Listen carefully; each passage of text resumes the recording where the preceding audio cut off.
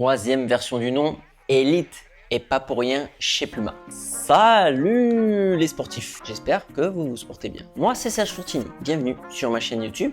Et qu'il fasse beau, qu'il fasse gris, qu'il fasse chaud, qu'il fasse froid, le sport doit être là.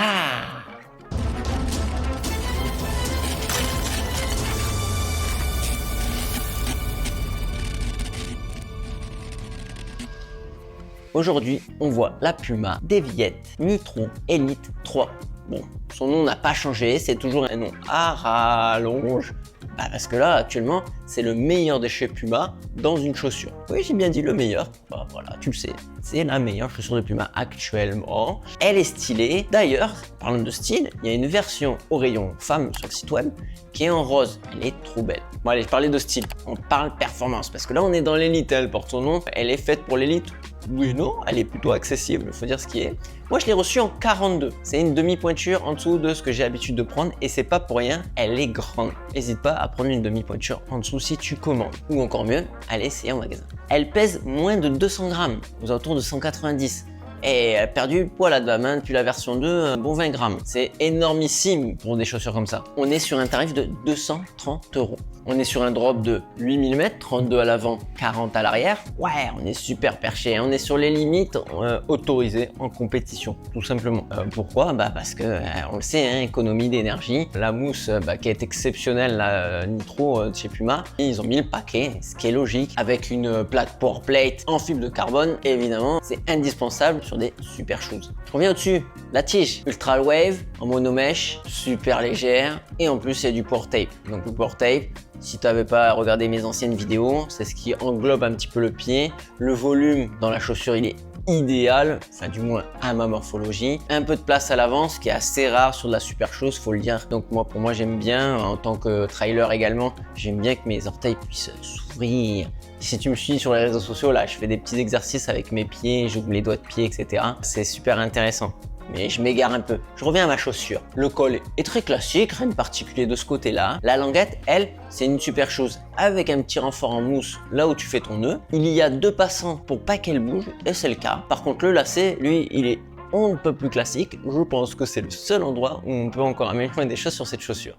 Le talon a un très bon maintien. Pourtant, visuellement, il n'y a rien, il n'y a pas de superflu autour de celui-ci, mais il est bien creusé comme il faut dans la semelle intermédiaire et l'emprise au niveau de la tige est dure juste ce qu'il faut. La semelle intermédiaire est amovible, mais alors extrêmement bien collée. Moi ça j'adore ça, parce qu'au moins ça bouge pas. Et si vraiment tu as besoin de l'enlever, tu forces un peu et tu peux mettre ta semelle personnelle. Mais voilà, oublie l'envie de la laver à tous les running. Tu la décolles, mon avis t'en arraches peut-être la moitié. En tout cas moi je me suis pas frotté. La semelle extérieure du Puma Grip, le Puma Grip j'en ai vanté les mérites. Côté trail avec la Fast Track, si tu l'as pas vu là, la vidéo elle est juste là. Côté si t'es un peu trailer ou au contraire, hein, si t'es trailer tu reverras. T'as compris. Il est sorti une gamme trail super intéressante et là le Puma Grip je l'ai mis vraiment à mal. Là il est utilisé sur du bitume, sur de la piste, sur du parquet. Pas de problème, ça accroche très bien. Petite pause les sportifs pour vous dire que cette vidéo n'est pas sponsorisée. Merci simplement Puma de m'avoir envoyé toute cette nouvelle gamme super sympa. Et par contre, vous pouvez entre guillemets sponsoriser cette vidéo simplement en mettant le pouce bleu, en vous abonnant à la chaîne et activer les notifications. Et ouais, voilà, ça vous coûte rien. Moi, ça fait de l'engagement sur la chaîne et c'est ma vidéo qui va être de plus en plus vue et qui me permet de vous faire toutes ces belles collabs et ces belles vidéos. Merci les sportifs. Alors, les sportifs, qu'est-ce qu'il en est en action de cette Nitro 3? Et j'ai adoré. Autant la version 1 est très hardcore, là, je vous mets le lien juste là, elle était assez raide. La deuxième était un petit peu plus souple, mais vraiment limité à la distance 5-10 km, je me voyais pas beaucoup faire plus. Je l'ai mise aussi en Aerox, elle était plutôt intéressante puisque très proche du sol. Là on a pris une autre direction, on a pris une direction sur la vraie super chose, l'économie en plein, le confort. Et là du coup, tu l'as un peu compris, on peut augmenter les distances. Quand je dis augmenter, tu peux aller monter jusqu'au quasi-marathon si tu as une bonne foulée. Elle est très bien pensée, du 5 au marathon. 5, pourquoi? Parce qu'elle est très légère, elle est quand même un peu haute, hein, on est sur une super chose. Mais voilà, je dirais, c'est la polyvalente de la Super Shoes. Qu'est-ce qu'il en est des autres sports? Quand je dis les autres sports, le CrossFit, l'Aerox, etc.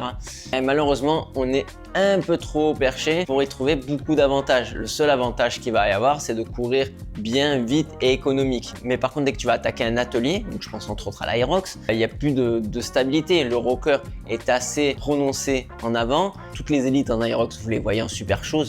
Ok, soit ils sont sponsors, soit c'est tout simplement ils achètent les chaussures les plus chères. Chacun au midi à sa porte, comme on dit. Mais en tout cas, eux, ces super élites, ils n'ont pas de problème sur les ateliers. Pour eux, c'est comme ça, un jeu d'enfant. Alors que toi, moi, monsieur tout le monde, où on galère à tirer ou à pousser notre chariot, c'est intéressant d'avoir un peu de grip, de faire des lunges stabilisés. Et là, c'est pas avec un énorme rocker qui t'envoie en avant qui va t'aider. C'est pour ça que je la conseille pas à 200% sur ces sports-là qui sont un peu moins running.